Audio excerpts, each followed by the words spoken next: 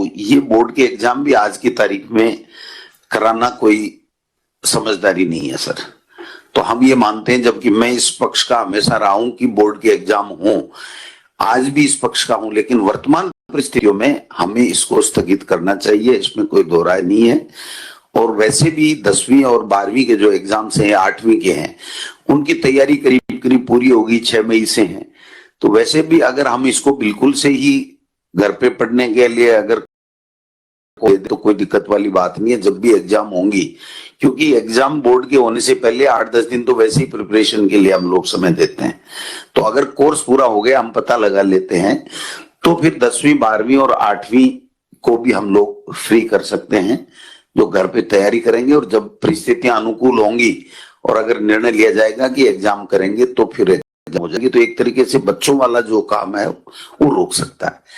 दूसरा एक कोचिंग्स का मामला है, इसमें थोड़ी सी पेचीदगी इसलिए आ रही है कि कोचिंग करने के लिए लोग अलग जैसे आते हैं, अलग अलग जगह से आके फिर रूम्स किराए पे ले लेते हैं, रूम किराए पे लेते हैं, किराए वाला किराया ले लेता है, कोचिंग वाला अपना पैसा ले लेता है।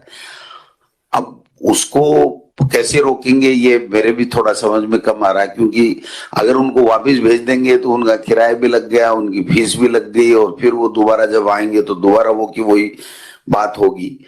और अगर पालना भी हम कठोरता से नहीं कराएंगे तो फिर ये कोविड वहां भी फैल सकता है।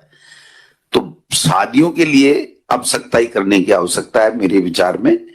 और स्कूल्स के लिए तो मैंने मोटा मोटी निवेदन कर दिया कि आपके ऊपर निर्णय है कि अब हम इस दिशा में, बंद करने की दिशा में और एग्जाम स्थगित करने की दिशा में हम लोग जा सकते हैं।